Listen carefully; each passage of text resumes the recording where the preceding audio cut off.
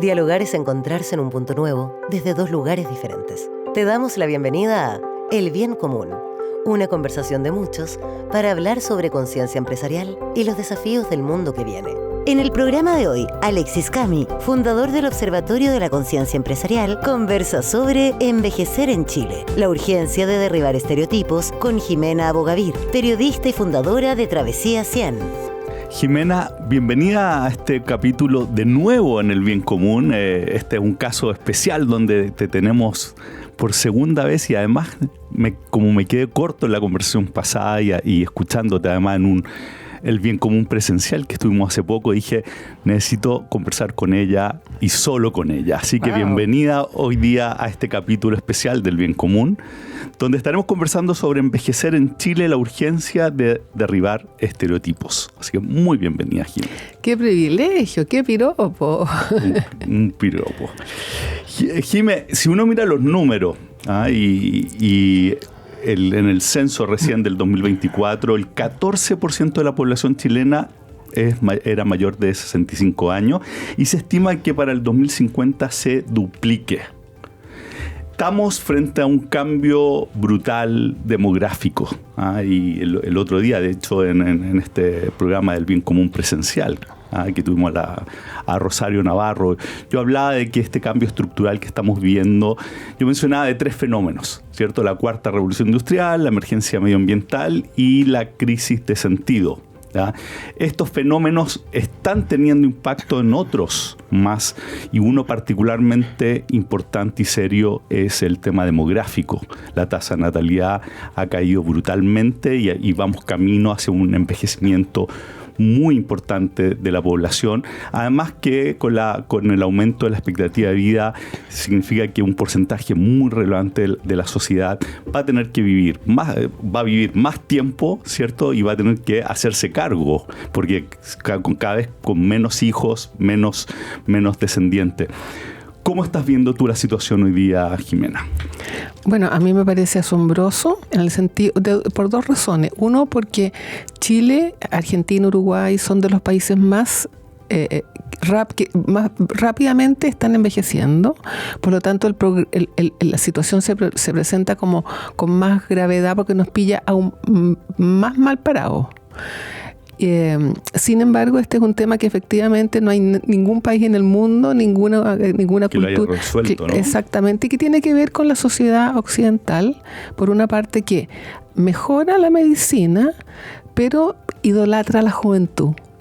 Entonces tú tienes el sinsentido de que hay una hazaña de la cual deberíamos alegrarnos, celebrar y aprovecharla, que esta longevidad que se está produciendo 10, 20, 30, hasta 40 años. Por eso nosotros nos llamamos Travesía 100, en el sentido de prepararnos hasta los 100, porque eso es una probabilidad.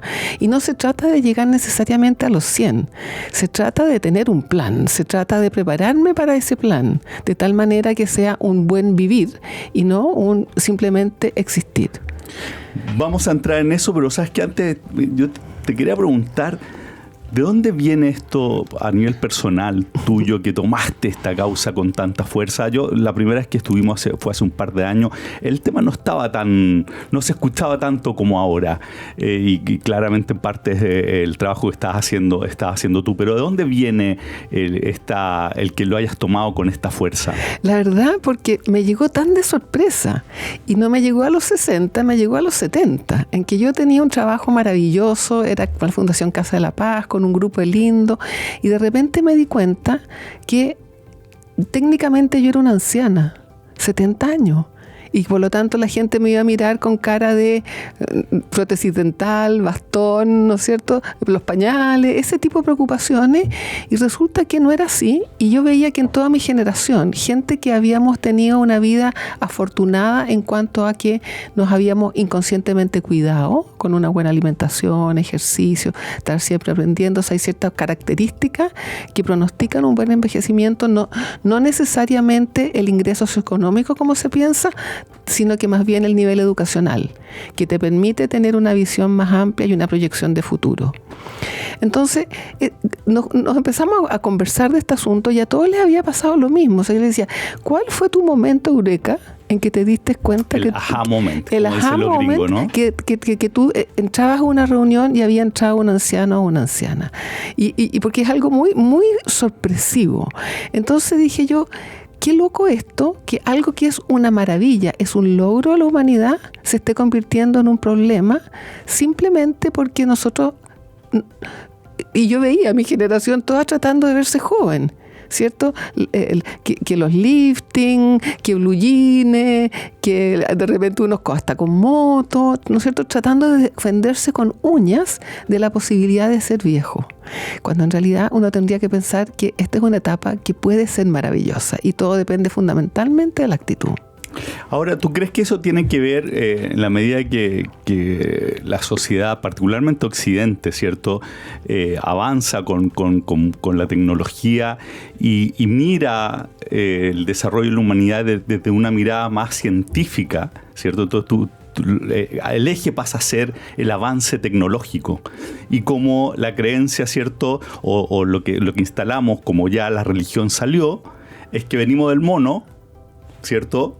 Lo que tú quieres es alejarte de eso, ¿cierto? Y estar más cerca de lo que hoy día está determinando el eje de avance de la sociedad, que es la tecnología. ¿Puede ser que tenga que ver ese efecto? Porque en otras culturas el ser viejo es un atributo... Sabiduría. Es sinónimo de la sabiduría, ¿no? Claro, y yo no diría que todos los viejos somos sabios.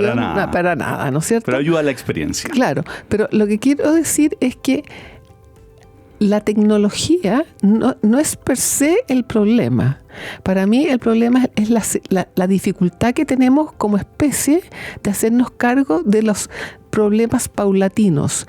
Y tal vez porque yo vengo del mundo de la sustentabilidad, pasó lo mismo. Las evidencias estaban. A mí tuve la buena suerte de participar en la Cumbre Río, año 92, en que el mundo, por unanimidad, aprobó la Convención del Cambio del Clima y de desertificación y de biodiversidad. ¿Por qué? Porque eran problemas irreversibles, que había que abordarlos el año 92.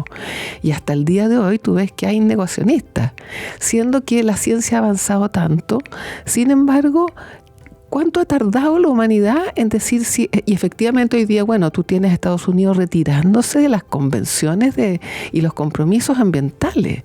Entonces, pareciera que tenemos problemas, y esto lo entiendo así, tenemos problemas tan brutales como son la migración, aunque eso uno podría decir que en gran parte proviene del deterioro ambiental que genera violencia, pobreza y violencia, ¿cierto? Porque si yo no tengo que darle de comer a mis hijos, me subo a un barco, aunque sea, o como se llamen esas cosas que llevan a la gente por el Mediterráneo, y eso no me parece un panorama, vamos a pasear niños en lancha, no, sabemos que hay una alta probabilidad de que muramos.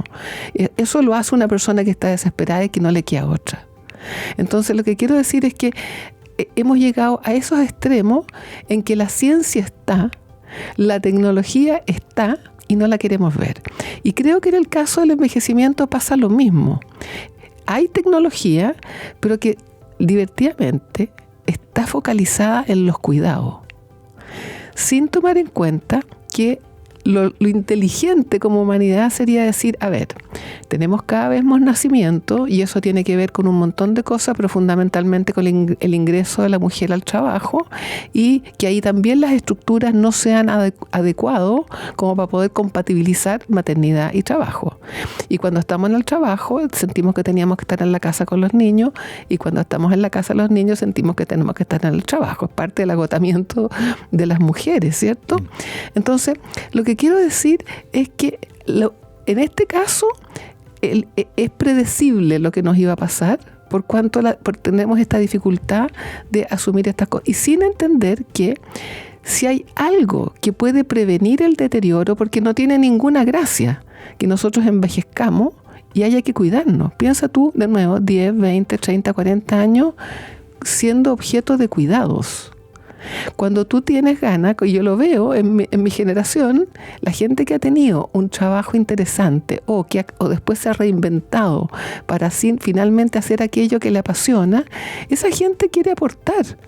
Y sin embargo, si tú a esas personas le dices, la empresa decidió prescindir de su servicio, esa persona va a entrar rápidamente en una espiral de deterioro. Entonces, la buena noticia es que la medicina nos ofrece esta posibilidad de vivir más. La mala noticia es que nos dan un portazo de manera que no la podemos vivir en plenitud y como un aporte a la sociedad. Y más bien, por las condiciones, ¿cierto? O sea, la gente cuando necesita trabajar, no solamente quiere trabajar, sino necesita trabajar, y sin embargo se le cierran las puertas, la persona se frustra, se deprime, se invisibiliza, deja de aprender, deja de relacionarse, y por lo tanto empieza un proceso de deterioro que rápidamente va a engrosar al grupo de la gente que tiene discapacidad leve, mediana o severa.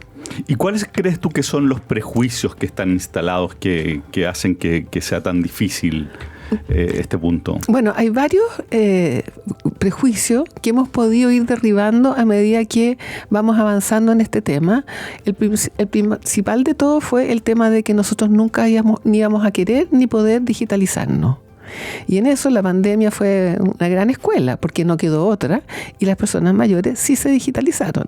Entonces ahí se derribó ese tema de que cuando una persona mayor, como una medida de supervivencia, como era ahí, necesita aprender algo, lo va a aprender. Y como las personas mayores hoy día, en su gran mayoría, quieren, o sea, a ver, del 100% de personas mayores hay un tercio que dicen no. Yo ya no quiero trabajar, no quiero jubilado. Estoy dedicada a los nietos, quiero descansar, quiero sentarme a leer, me lo merezco. Ese es un tercio. Y después de los 2 tercios que quiere trabajar y que necesita y puede hacerlo, hay un tercio que agrega aunque no tuviera necesidad de hacerlo. ¿Por qué? Por una manera de mantenerme activo, de mantenerme más valorado y más vigente. Salud mental, pero también física. Porque si no, la tentación de sentarse en la mecedora a ver la tele, y ese es el principio, el fin. Entonces tú con la longevidad vas a vivir todas estas décadas teniendo que ser cuidado. Y eso es un meteorito para la familia. Fíjate que parte de la necesidad de trabajar tiene que ver con que yo no solamente siento que mis ahorros no me van a alcanzar para mantener mi estatus actual, por ejemplo, o similar, sino que además ¿qué pasa si vivo demasiado? Hoy día las compañías de seguro están informando que cada vez es menos la gente joven que toma un seguro de vida para no dejar, en caso de que me muera, a mi familia protegida, y cada vez más las personas mayores que están tomando un seguro de vida, porque y si vivo demasiado, tengo que proteger a mi familia. Ese es el cambio de paradigma que estamos viviendo, es tan brutal como eso. ¿Pero por qué? Porque ahí hay un invento humano que a los 60, en la edad en que supuestamente se jubila, por ahí, y que ahí terminó. Entonces te viene esta angustia por tratar de disimular tus años para no llegar a ese umbral. El otro día una señora me dijo, qué lindas sus canas. Yo le dije, ¿por qué? ¿Por qué no te las dejas? Ni huevona, me dijo, porque vivo con pura gente joven y me van a echar. Mira la respuesta. La apariencia. La locura, pero además la apariencia de joven. De joven, claro que sí. No solamente la apariencia en sí misma, sino que claro, con respecto a un estereotipo que tengo que calzar. Exactamente, porque además en el caso de las mujeres que envejecemos, ¿cierto? Y ya la cintura no es la misma, y la piel no es la misma, bueno, también te pega por ahí. Es que usted ya no responde al aspecto físico que nosotros contratamos. Si tienes un trabajo que expone frente al público. Nosotros desde el observatorio lo que hacemos es observar, y en ese sentido nosotros vemos que en las últimas décadas particularmente se dio un fenómeno en términos de este cambio estructural en la sociedad. Primero esto viene desde particularmente de los años 60, cuando caen los grandes relatos, ¿cierto? Y se empieza a instalar este individualismo en donde el foco está en uno mismo. Pero esto termina por asentarse cuando llegan los millennials. Y cuando llegan los millennials se encuentran con la tecnología y empiezan a instalar sus creencias mientras son jóvenes. La sociedad empieza a ser una sociedad de jóvenes, que son los que están marcando estos nuevos valores generacionales que le llamamos nosotros, que son las creencias. Y esto tiene que ver en que la tecnología lo que hizo fue cambiar la relación de poder entre las generaciones. Si tú lo piensas digamos, durante toda la historia de la humanidad, cuando venía un veinteañero con alguna idea, le decían, cuando seas más grande, ahora tú escucha. Pero producto de la tecnología que tomó un rol tan importante en la sociedad, estas capas más jóvenes se empoderan, ¿cierto? Por primera vez los padres empezamos a necesitar de los hijos para operar en el día a día, y eso hace que sus creencias se instalen en la sociedad más allá de lo que es propio de los jóvenes. Entonces empieza a volver como una sociedad de jóvenes. Plenamente de acuerdo.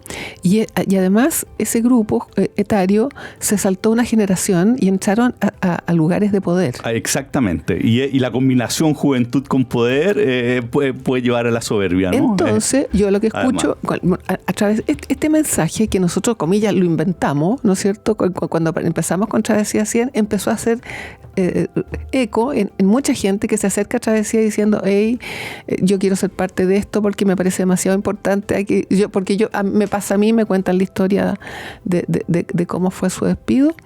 Entonces, lo que quiero decir es que cuando las personas mayores postulan a un cargo porque necesitan, quieren y pueden trabajar, y ven que ese cargo es para mí porque tengo todos los atributos, y el headhunter a cargo de ese trabajo lo ve. No. Primero, o sea, muchos lo vetan por el currículum, pero por el RUT, ¿no es cierto? Pero otros lo incluyen en la terna porque saben que es un buen candidato. Incluso algunos me han contado lo incluyen gratis para no perder un cupo. O sea, ponen tres candidatos y más uno. Y nunca quedan. ¿Y por qué? Porque quien toma la decisión es un muchacho de 38 que quiere tener a alguien a su lado o bajo su supervisión que sea de su edad, que tengan los mismos códigos. Ahora, en este cambio de paradigma, nosotros hablamos del antiguo paradigma y el nuevo paradigma, producto de este empoderamiento de los jóvenes, efectivamente hay valores generacionales que se instalaron, que una forma de hacer las cosas distinta a las que estábamos acostumbrados los mayores. Nosotros los mayores venimos de una sociedad mucho más disciplinaria, donde hay jerarquía, verticalidad, y estas nuevas generaciones son mucho más horizontales, ¿cierto? Pasamos, por ejemplo, de la jerarquía a la redarquía. Entonces, la pregunta, ¿tú ves a las generaciones mayores adaptándose a esta nueva forma de hacer las cosas?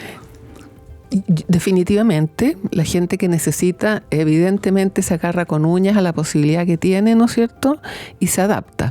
Incluso, por ejemplo, existe uno de los prejuicios es que somos caros, porque antes ganábamos XX, y resulta que hoy día, si tú ves que en el mercado se paga menos, bueno, te ajustas. Pero por otro lado, también hay otro tema muy interesante, y es que las generaciones nos complementamos, porque efectivamente somos distintos. Entonces, la última vez que nos vimos, que fue en el lanzamiento del texto de la OTIC de la SOFOFA, ¿cierto? Los escenarios futuros. Yo lo que planteé ahí, que fue lo que te llamó la atención, es que... las características del trabajo del futuro, ¿no? Tal cual, porque al final el informe, que es fascinante, yo le recomiendo a todos que lo lean, da cuáles son los 10 desafíos que nos plantea la inteligencia artificial.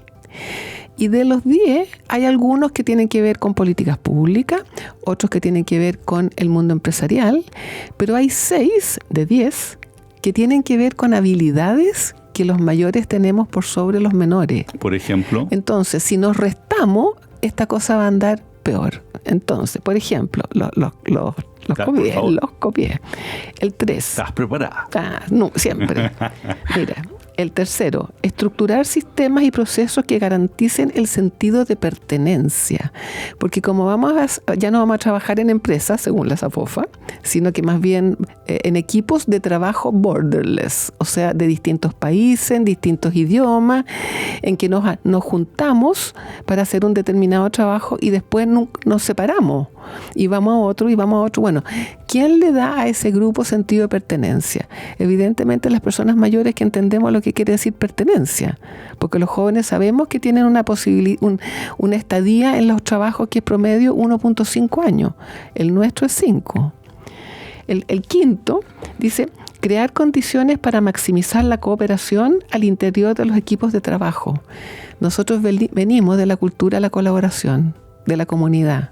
En cambio, los jóvenes han sido machacamente entrenados en el mundo del individualismo. ¿Cómo voy ahí? ¿Qué gano? Si yo estoy bien, el resto que se pudra.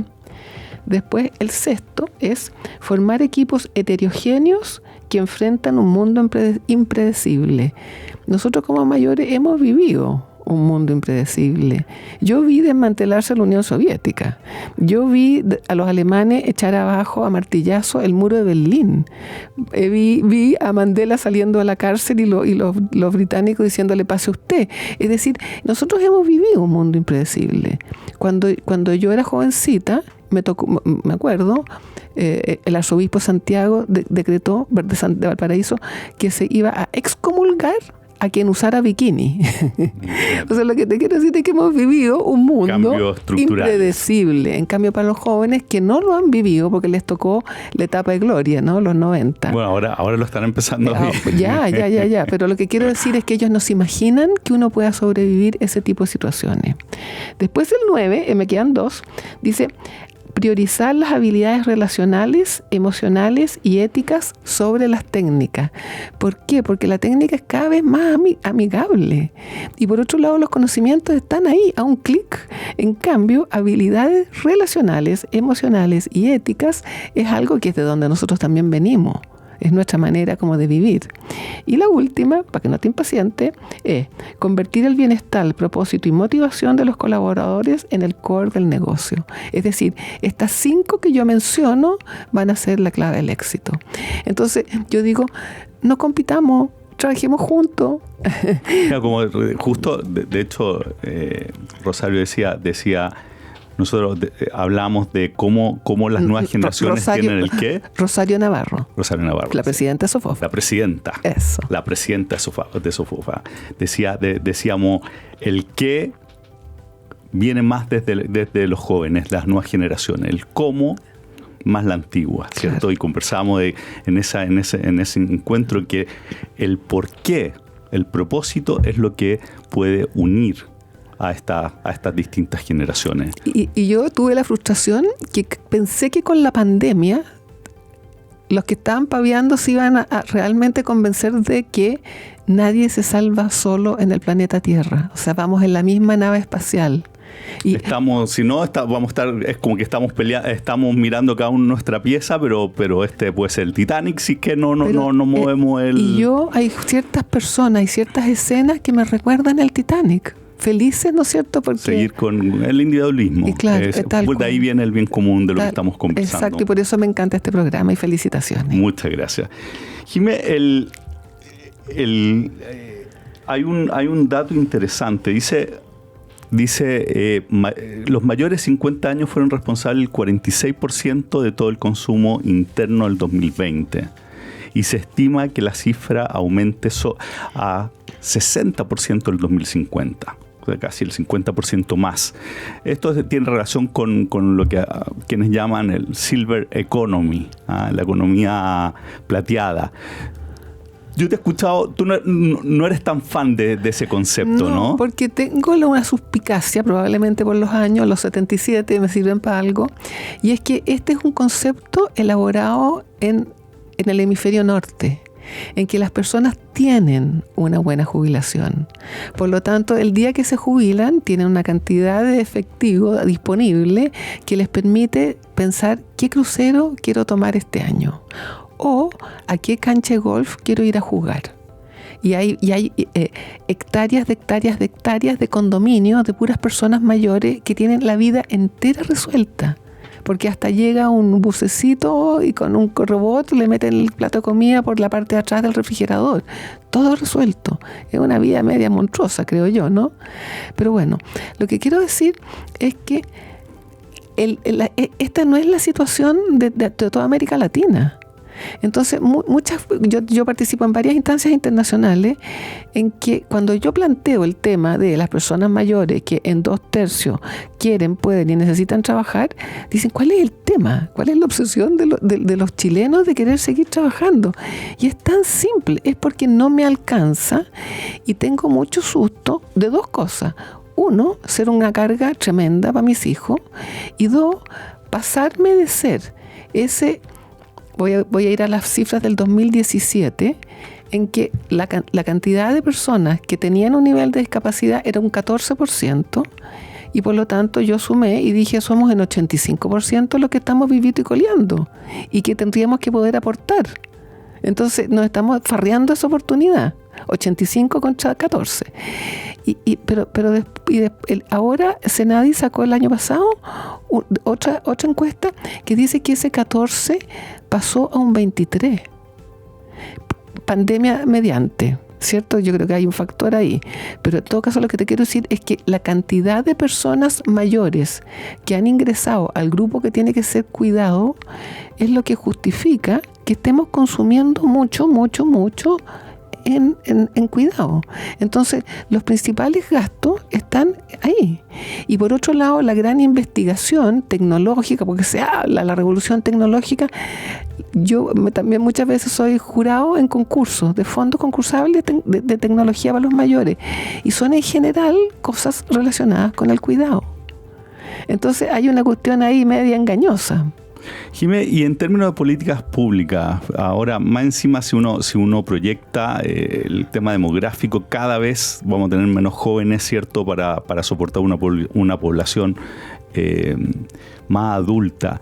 ¿Qué políticas públicas tú echas de menos que debería estar, que se debería estar empujando? Mira, yo estuve la semana pasada en un evento de ICARE en que expuso Roberto Isixson de CADEM, y él dijo algo que a mí me dejó los pelos parados. Dijo: si no hacemos nada, de aquí al año 2070, el porcentaje del PIB que va a haber que dedicar a pensiones va a ser un 17%. Eso te deja mudo, ¿no? Impresionante. Si es que no hacemos nada. Entonces, por eso aquí me frustra y por eso me viene esta porfía por seguir en esta cruzada, porque una oportunidad de tener que llegue una generación que tiene más capacitación que nunca y tiene mejor estado físico que nunca, por lo menos hasta los 80, que ahí uno puede decir que se acelera el deterioro. Si ese grupo nosotros lo mandamos a descansar, vamos a tener un problema feroz. Ahora, esto estalló, yo te conté que había estallado el tema.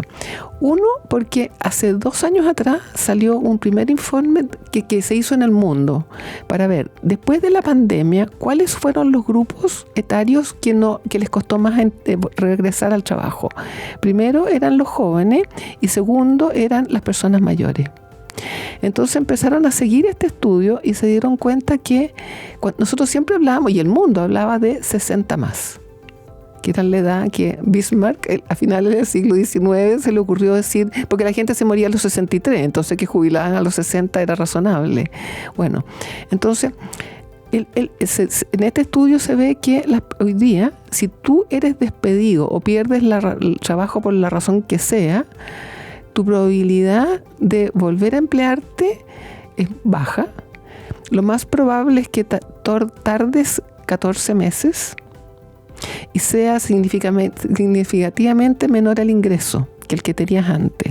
Entonces, una persona de 50 que probablemente todavía está a cargo de la familia y le quedan, suponiendo que es hombre, 15 años antes que se pensione, aunque sea una pensión pequeñita, pero va a ser algo. En esos 15 años se endeudó, se comió todos sus ahorros, se deprimió. O sea, es una catástrofe. Ya, pero por eso que vamos a empujar para que se produzca este cambio, ¿no, Jimé? Eso, para ponernos positivos. Eso. Sí. Y tiene que ver con aprovechar esta oportunidad de abrirnos a este nuevo paradigma, tanto las nuevas generaciones como las antiguas. Y con eso te quiero dar las gracias por... Y solamente antes de... Y mira, terminemos con una imagen bonita. Eso. La del Papa Francisco y la de Pepe Mujica, presidente de Uruguay. Los dos murieron a los 89 y trabajaron hasta el último día.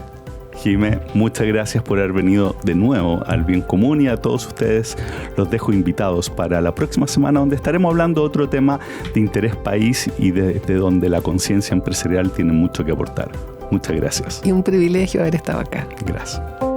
Esto fue El Bien Común, el programa del Observatorio de la Conciencia Empresarial. Una conversación de muchos junto a Alexis Cami. Escúchanos también en la web de Pauta, www.pauta.cl.